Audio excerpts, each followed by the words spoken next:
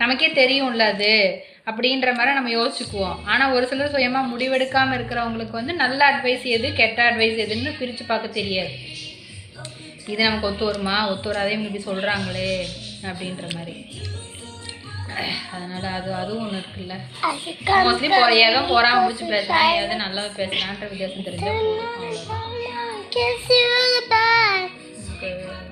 ரொம்ப சங்கடமாக போச்சு அதெல்லாம் கேட்டுட்டு.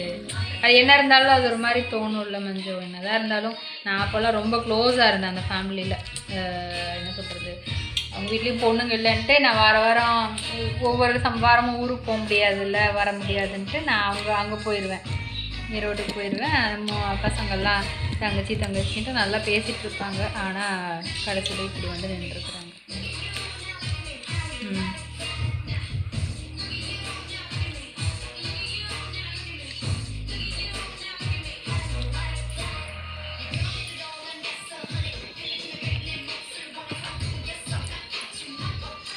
இல்லை அது வந்து என்ன சொல்கிறது,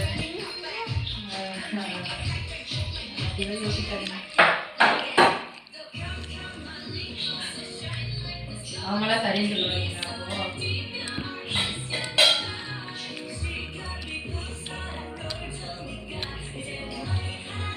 நம்ம அதுதான் சொல்கிறேன், நம்ம அப்படி நினைக்கிறோம். அவங்க நல்லா தான் இருக்காங்க நமக்கு எப்படி தெரியும். சும்மா வெளியில் பார்க்கறத வச்சுட்டு நம்ம எதுவுமே டிசைட் பண்ணக்கூடாது.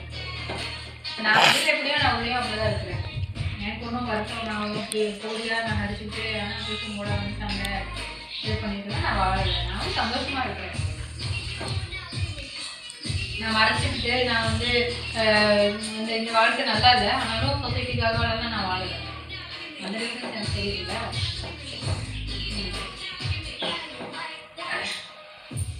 அதுக்கு என்னை சுற்றி நடக்கிற எல்லாரையும் வச்சுதான் நானும் சொல்கிறேன். நானும் என்னை மட்டும் வச்சுன்னு சொல்கிறேன்.